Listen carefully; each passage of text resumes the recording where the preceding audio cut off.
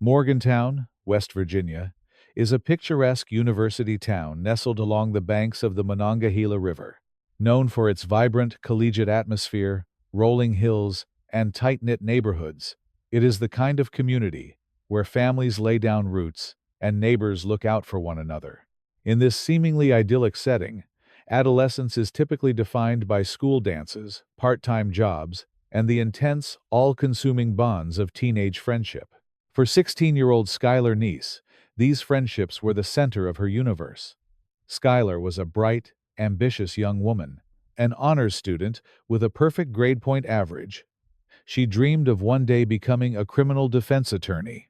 She was the only child of Mary and Dave Neese, a working-class couple who poured every ounce of their love and resources into providing their daughter with a secure and happy life. Skylar was responsible, holding down a part-time job at a local fast food restaurant to earn her own spending money, and she was fiercely loyal to those she cared about. But on the night of the 5th of July, 2012, the safety of Skylar's world was shattered, initiating one of the most complex, tragic, and ultimately transformative investigations in the history of West Virginia law enforcement. The evening of July 5 began unremarkably. Skylar had completed a typical shift at Wendy's, returning to her family's apartment in Star City, a small municipality adjacent to Morgantown. She interacted briefly with her parents, retreated to her bedroom, and seemingly went to sleep. However, the next morning, when Dave Neese went to wake his daughter, he found her room empty. Her cell phone charger was left behind. Her closet door was open, and a small stool was positioned beneath her bedroom window. Panic immediately set in. The Neese family knew their daughter's habits. Leaving without a word, especially without her phone charger, was completely out of character. Furthermore, she missed her scheduled shift at work later that day, an action that was entirely unprecedented for the responsible teenager. Mary and Dave contacted the Star City Police Department to report their daughter missing. In the critical early hours of the investigation, law enforcement treated Skylar's disappearance as a runaway case. The presence of the stool beneath the window strongly suggested that she had left the apartment of her own volition. At the time, the criteria for issuing an Amber Alert in West Virginia were incredibly strict. Law enforcement required concrete evidence that a child had been forcibly abducted and was in imminent danger.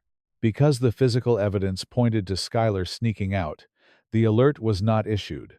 This classification proved to be a massive hurdle for the family. Without the widespread media broadcast and immediate mobilization of state resources that accompany an Amber Alert, Dave and Mary Neese were forced to launch a grassroots campaign to find their daughter. They printed thousands of flyers, organized community search parties, and utilized local news outlets to plead for Skylar's safe return. The initial investigation heavily relied on the last known movements of the teenager. Investigators secured surveillance footage from the apartment complex. The grainy, black-and-white video revealed a crucial piece of the timeline. At approximately 12:30 inches the morning on July 6, the footage showed Skylar emerging from the apartment building and walking toward a light-colored sedan parked nearby. She entered the vehicle, and the car drove away into the night. This was the last time Skylar Neese was seen alive. The immediate question for detectives was the identity of the driver. When questioned, Skylar's two best friends, Shelia Eddy and Rachel Shoaf, stepped forward with information. The three girls were inseparable, a trio whose lives were deeply intertwined through school, social events, and endless digital communication. Shelia and Rachel told investigators that they had indeed picked Skylar up that night. They claimed they drove around for a short while, smoking marijuana, before Skylar asked to be dropped off at the end of her street so she could sneak back into her apartment without waking her parents. On the surface, the story seemed plausible to the initial investigators. It fit the narrative of a rebellious teenage outing. In the days and weeks that followed, Shelia Eddy maintained a highly visible presence in the Neese family's life. She frequently visited Dave and Mary, sitting on Skylar's bed, crying with the devastated parents, and actively participating in the distribution of missing person flyers. Both Shelia and Rachel were heavily active on social media platforms like Twitter, posting frequent messages expressing their grief, their hope for Skylar's return, and their deep love for their missing friend. To the outside world, they were the picture of traumatized friends, anxiously awaiting good news. However, as days turned into weeks and weeks into months, the runaway theory began to crumble under the weight of logical inconsistencies. Skylar had not accessed her bank account. She had not logged into her highly active social media accounts. She had not contacted any other friends or family members. Recognizing that the case was growing cold, the Star City Police Department requested the assistance of the West Virginia State Police and the Federal Bureau of Investigation. The introduction of federal resources brought advanced forensic capabilities to the investigation, fundamentally shifting the trajectory of the case. The FBI and state police investigators began a meticulous reconstruction of the digital footprint left by Skylar, Shelia, and Rachel. In the modern era of criminal investigation, digital forensics often provides the most unassailable evidence. Investigators issued subpoenas for the cellular phone records of all three girls. They were not merely looking at the call logs and text messages. They were conducting a highly technical analysis of cell tower pings. When a mobile phone is powered on, it constantly communicates with the nearest cellular towers to maintain a signal. By analyzing which towers the girls' phones connected to on the night of July 5 and the early hours of July 6, analysts could map their physical movements with a high degree of geographical accuracy. The cell tower data provided a profound breakthrough. The records directly contradicted the timeline and route provided by Shelia and Rachel. The girls had claimed they stayed within the Morgantown area and dropped Skylar off shortly after picking her up. However, the telematics told a vastly different story. The data showed that the mobile devices traveled west from Morgantown, moving toward the town of Blacksville, and eventually crossing the state line into Greene County, Pennsylvania. Furthermore, the phones remained in that remote area for a significant period before returning to Morgantown. This irrefutable digital evidence proved that Shelia and Rachel had lied to federal investigators. Armed with this new information, investigators applied strategic pressure. They conducted separate, extensive interviews with both girls. The detectives utilized advanced interrogation techniques, pointing out the discrepancies in their stories and the undeniable evidence of the cell tower data. They also requested that the girls undergo polygraph examinations. The psychological strain of the mounting investigation began to fracture the foundation of their alliance. While Shelia maintained a remarkably calm and detached demeanor, showing an unusual ability to compartmentalize the situation, Rachel began to unravel. The psychological burden of concealing a massive secret takes a severe toll on the human mind, particularly an adolescent one. Forensic psychologists note that while teenagers may act impulsively in a group dynamic, the sustained maintenance of a complex deception requires a level of emotional regulation that many lack. By late December 2012, the pressure became insurmountable for Rachel Shoaf. She suffered a severe mental health crisis, characterized by extreme anxiety and erratic behavior, which culminated in her admission to a local psychiatric facility. It was within the walls of this facility, separated from Shelia's influence and overwhelmed by guilt, that the facade finally broke. On the 3rd of January 2013, Rachel Shoaf's legal counsel contacted the authorities to arrange a meeting. Investigators arrived, expecting another variation of the previous lies, but instead, they received a full, unvarnished confession. Rachel admitted that the runaway narrative was a complete fabrication. She confessed that she and Shelia had meticulously planned and executed the murder of Skylar Neese. When seasoned investigators asked for the motive behind such an extreme and premeditated act, Rachel provided an answer that chilled them to the bone. She stated, simply, that they just did not want to be friends with her anymore. There was no grand betrayal, no financial gain, no deep-seated historical vendetta. The motive was rooted in a toxic, adolescent social dynamic, a terrifying display of how trivial teenage grievances could be escalated into ultimate tragedy. Rachel detailed the clinical precision of their plan. They had spent weeks discussing the logistics during science class, deciding on a location and the necessary tools. On the night of July 5, they concealed weapons and clean clothes in the trunk of Shelia's vehicle. They lured Skylar out of her home under the guise of a joyride. They drove her to a remote, wooded area in Wayne Township, Pennsylvania, a location they frequently visited to socialize away from adult supervision. Once there, at a prearranged signal, they initiated a coordinated, fatal physical assault. After the victim succumbed to her injuries, the perpetrators attempted to bury the remains. However, the rocky Pennsylvania soil proved too difficult to excavate with the rudimentary tools they had brought. Instead, they dragged the remains to the side of a creek bed and concealed them beneath a mound of branches, rocks, and debris. They then returned to the vehicle, changed into clean clothes, and drove back to West Virginia, carefully constructing the alibi they would present to the police and the devastated parents. Following the confession, the immediate priority for law enforcement was the recovery of Skylar's remains to corroborate Rachel's statements and bring the victim home to her family. Rachel agreed to guide investigators to the exact location. The area in Wayne Township was remote and heavily wooded, blanketed by the harsh conditions of winter. Despite the snow and difficult terrain, Rachel led the team to the precise spot. The area was immediately secured as a major crime scene. Forensic anthropologists and evidence recovery specialists were brought in to conduct a meticulous excavation. In cases where remains have been exposed to the elements for over 6 months, the recovery process is highly delicate. Anthropologists use grid systems and specialized tools to ensure that all physical evidence, including trace evidence and skeletal elements, is preserved. Dental records and eventual DNA analysis definitively confirmed that the remains were indeed those of Skylar Neese. While Rachel's confession and the recovery of the remains provided a massive leap forward, the investigation was far from over. Law enforcement faced a significant legal hurdle.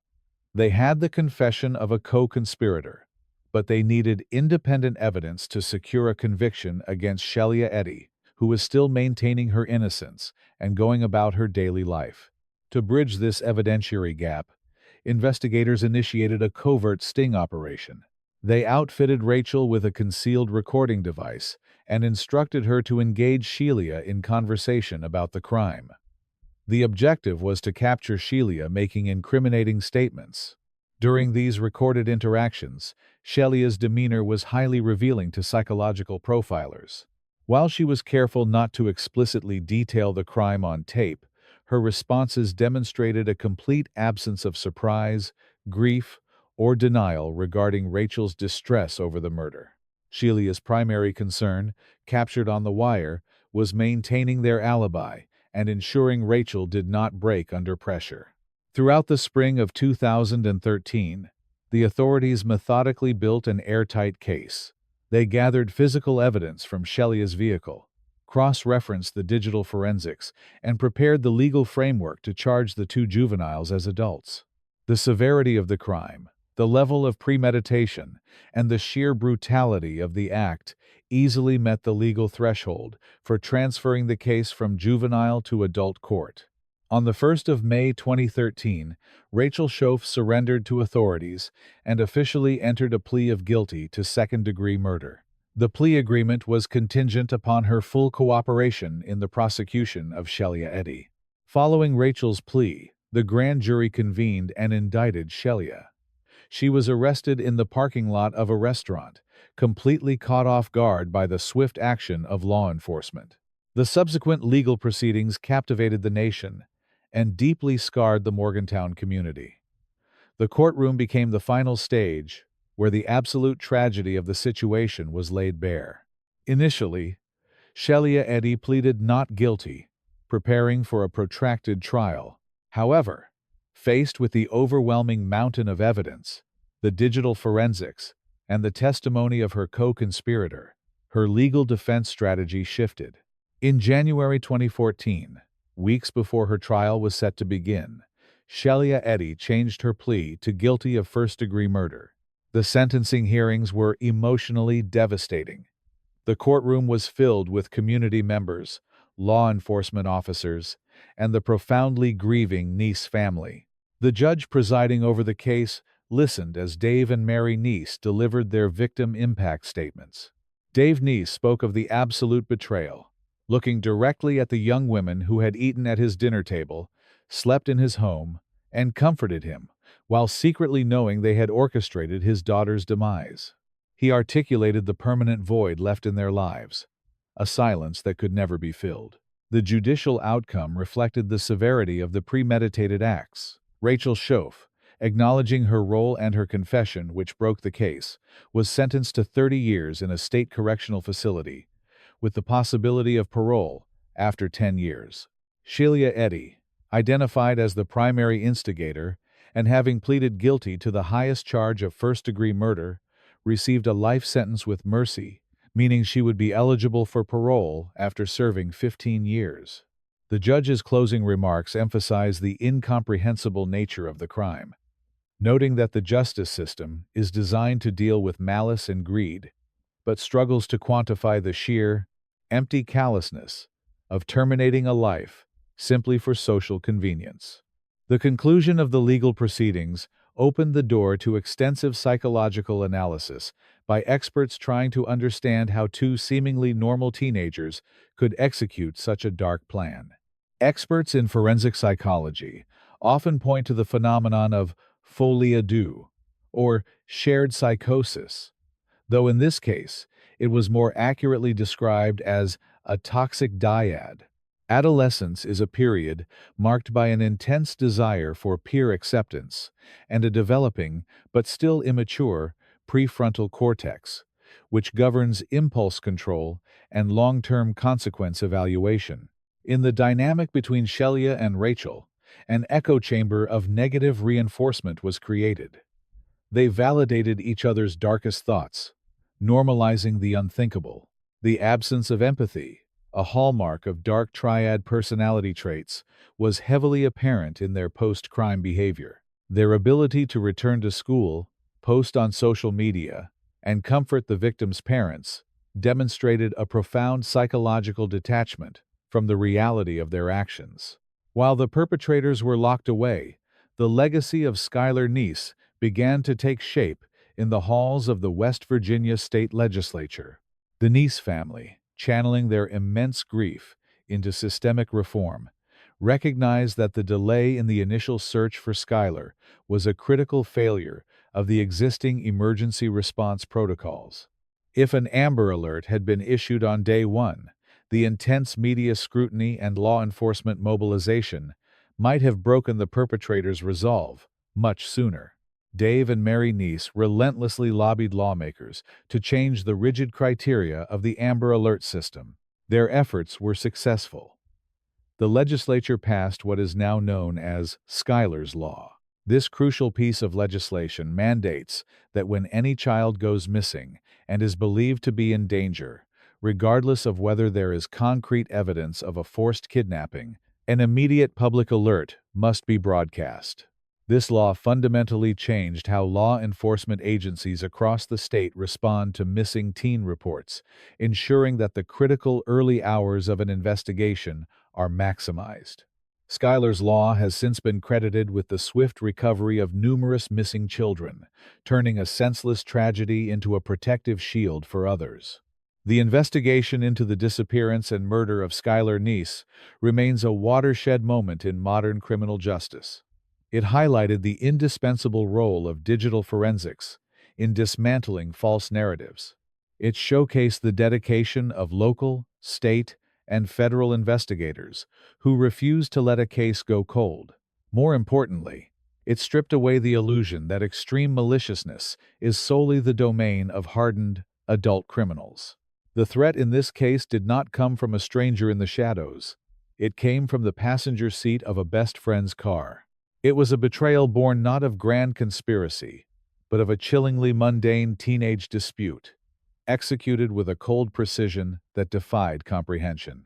As we reflect on the forensic breakthroughs, the legal battles, and the profound legislative changes that emerged from this darkness, we are left to grapple with the fragility of trust. The Neese family continues to honor their daughter's memory, ensuring that her name is associated not just with how she died, but with the lives her legacy will save. The community of Morgantown will forever carry the scar of that summer, a permanent reminder of the unseen currents that can run beneath the surface of the most ordinary lives. It forces us to examine the nature of the relationships we hold closest and the hidden capacities of the human mind. When the ultimate betrayal comes from those we trust most, how do we ever truly know who is sitting beside us?